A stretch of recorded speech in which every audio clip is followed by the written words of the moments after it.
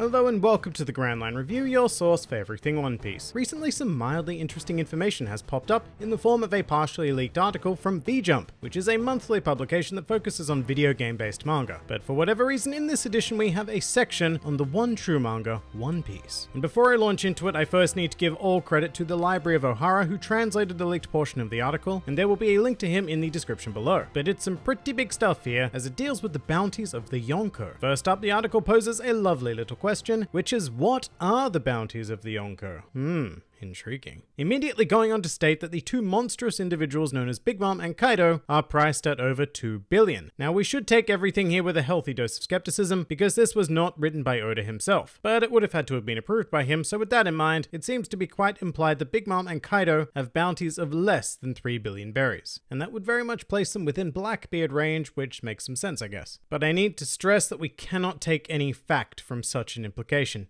It is entirely possible that both of them have bounties of over 3 billion, but the only thing we know for sure is that they are over 2 billion. But next we have what is by far the most interesting portion to me concerning a certain Shanks. And I'll read the translation word for word here because it is of great semantic importance. Despite being the only Yonko not to have a devil fruit, he's powerful enough to easily fight against Marine Admiral level. His bounty is the #1 highest. So despite a little fumble with the English language there, this is a pretty huge bombshell. First up, in one fell swoop of a random article, out goes every theory in existence on Shanks having a devil fruit, which is a shame because there were some pretty cool ideas out there, but here we are. He's just a regular old dude, bruh, and don't let anybody tell you otherwise. I think that while I very much did enjoy the mystery of Shanks and whether or not he was a fruit user being up in the air, it's nice to know for a fact that he's just a complete beast in his own right. The justification for his strength in this article is that he is able to fight against a Marine Admiral, and to that I say, that's a pretty terrible measure of strength. I mean, admirals are terrifyingly strong beings, don't get me wrong, but not even 3 of them plus the rest of the entirety of the Marines were able to take down a single Yonko, so you'd figure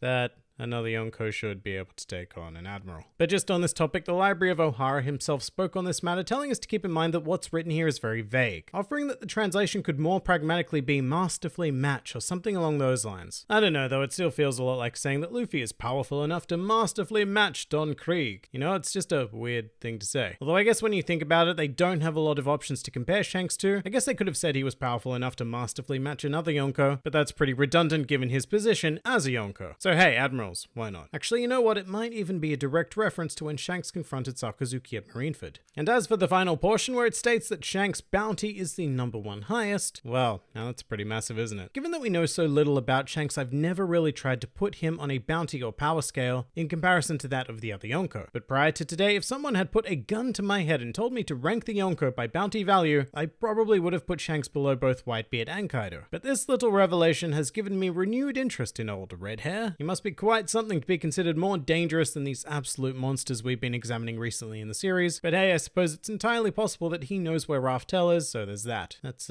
pretty important and stuff. But before people jump to conclusions regarding the wording of Shanks' bounty being the #1 highest, let's take a moment to reflect on how incredibly vague this wording is. Yes, it could mean that Shanks has the highest bounty in the entire One Piece world, which would conflict with the previously conceived notion that that title would belong to Dragon being the most wanted man in the world. I mean, I guess the most wanted may not necessarily mean the highest priced, but I'm more inclined to believe that through the context of the article, it is implying that Shanks' bounty is #1 amongst the Yonko, rather than the highest in the world at large. Interestingly enough, Luffy also gets a little feature of his own in this article, and while he is called the newest Emperor of the Sea, a question mark is strategically placed at the end of that statement, implying that as we suspected, his position isn't exactly confirmed yet. Some people consider him an emperor, others don't, like Blackbeard. Speaking of, he also does appear in the article, but his segment isn't on this leak. So there is entirely possibly a ton of information to come out when the publication is officially released, and if anything is relevant, then I'll be sure to keep you all informed. But if you enjoyed this video and the content this channel produces in general, then please do consider donating to the Grand Line Review Patreon, because the support of all of you amazing people is what continues to make this channel possible. Also do check out my Teespring store if you're interested in shirts, hoodies, and other miscellaneous items, with the proceeds going directly to support the channel as well. And if you'd like to join the fun, then please do head over to my Discord server, where a wide array of shenaniganry takes place on a daily basis. And finally, please do comment with your thoughts on the Yonko bounty news. This has been the Grand Line Review, and I'll see you next time.